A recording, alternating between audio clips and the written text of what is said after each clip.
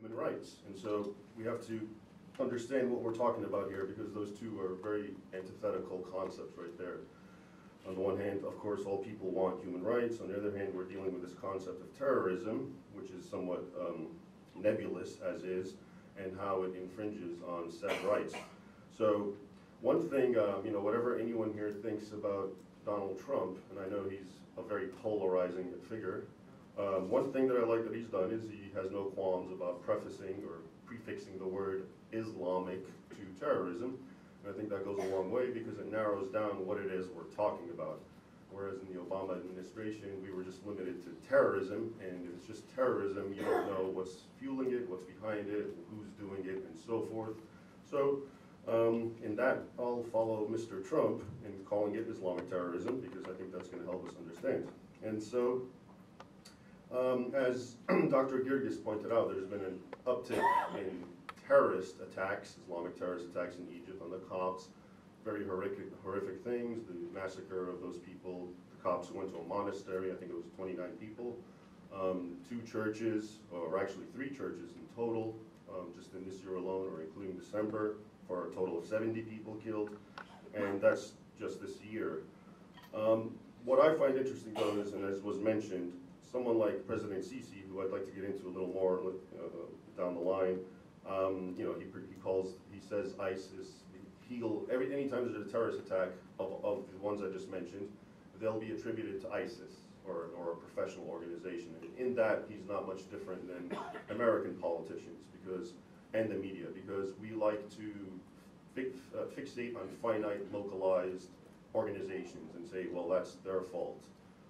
I see it a little wider than that, and I think that's part of the problem, because if you continue just focusing on one group, ISIS, as he does and as other people do, it's good because you get to scapegoat them. They're already the bad guys, no one likes them, and then everything is left out. But really, when you think about it, when you look at it, ISIS is just another manifestation, another branch of a root ideology, which a lot of people don't really want to get into or talk about, including Sisi. Though to his credit, he has said many good words. For instance, his January 1st speech in, I think, 2015, that was pretty unprecedented for a president to come up and say what he said. We have problems in our books, we have to relook at them and so forth. But then that's another thing about Sisi. There's, on the one hand, his good words, and then on the other hand, his lack of action in a certain respect. And we'll get into that. But so the terrorist acts, what interests me more in a way is that they are the tip of the iceberg of what goes on less spectacularly in Egypt, and in fact in a lot of other Muslim countries, to minorities, that you don't hear of. So, and this is actually addressed more to Americans and Westerners who don't follow Arabic media, obviously, and so forth, and they're limited to what's being reported on the mainstream media, including so-called right-wing media or conservative media. And you will only hear about what I mentioned, the terrorist attacks, because they're spectacular, but you won't hear about the ongoing bleeding of the Coptic populace, and not by ISIS. You don't hear about the constant abductions of girls, the pressuring and the forced conversions, the ingrained discrimination, Isdara or basically blasphemy, which is anything a Christian says that could even be pulled out of context will get him in jail. And of course, it's worded as Isdara al-Adyan. It's you can't insult religions, and supposedly Christianity and Judaism fall under this umbrella, but of course we know who really it's meant to, or which religion it's meant to protect. And it's my understanding that one popular bishop in Egypt, it's gotten to the point that he quoted history. He basically said, yes, the Copts are the indigenous natives of this country, and that Islam came and conquered it, or as they put it euphemistically, futuhat, opened it, and that was considered insulting religion, even though that's what Egypt teaches in its public schools from its own books, and that's what Muslim sheikhs and clerics are constantly teaching, because that's history. And so it just shows you that even quoting history, but in an unflattering way, can get a Copt in Egypt in trouble. So it's those things that I find very interesting, and we don't hear about it. Western people actually don't hear about the slow motion thing, which isn't happening at the hands of ISIS. And this is when you start to connect the dots for me about what's going on. It's not just this foreign so-called terrorist group, as it was rightly said. He also accuses all these groups of not even being homegrown to Egypt, which is of course nonsense. And so coming now to Sisi, briefly, I think he also is a very polarizing and hard to figure person.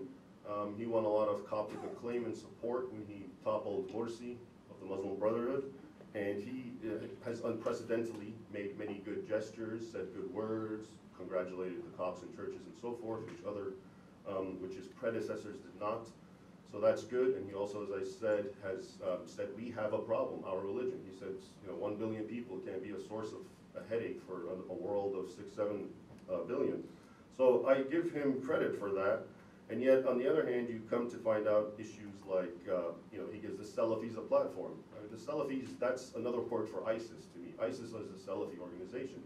It's Salafism that is attacking Christianity, attacking all religions as infidels. It's the Salafi ideology that destroys churches, that insists on treating infidels as subhumans, essentially. They have to pay jizya, they have to buy their life. So it's that kind of mentality. So one has to question his sincerity when he comes up and says many good words, but on the other hand, he institutes policies, or actually doesn't, but lets these men have the pulpit at the mosque to spread hate. And then, as I've heard so many people say, what are you surprised about when a Muslim? For instance, the less spectacular attacks, another one, for instance, a few months ago, a Coptic shop owner who sells alcohol, you see a Salafi man walking behind him, and it's videotaped, and he just pulls his head and slices his throat. That's not a foreign terrorist. That's the same ideology, and he learned it in Egypt, and he learned it in the mosques, or at least certain mosques, including Al-Azhar, which comes under extreme heat all the time, even though Pope Francis meets with Sheikh Ahmed al-Tayyib. And Ahmed al-Tayyib, if you know Arabic, you'll find he says a lot of good things in English, and then in Arabic he supports the apostasy penalty. He says all sorts of things. He won't even say that ISIS or the Islamic State, he won't shaykafarhum. He doesn't accuse them of being infidels.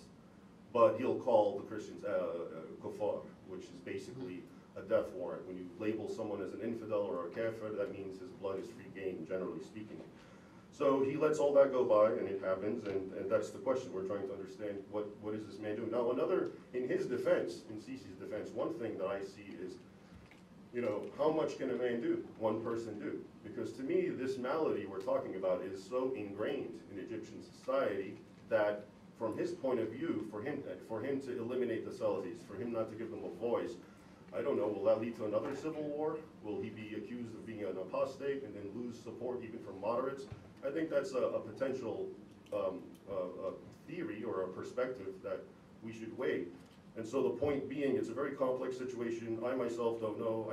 It seems he's sincere because of what he said, but his actions speak louder than words. But also his actions must be put in context, because as who he is, there's only so much I think anyone can do. And I think we live in this society where we always like to blame. It's in America too. Something goes wrong in a country, you say it's the president's fault. But you have to actually look at the society itself and how it is and what it thinks and the culture, and and that has to be part of the responsibility. That has to be changed. Anyway, without further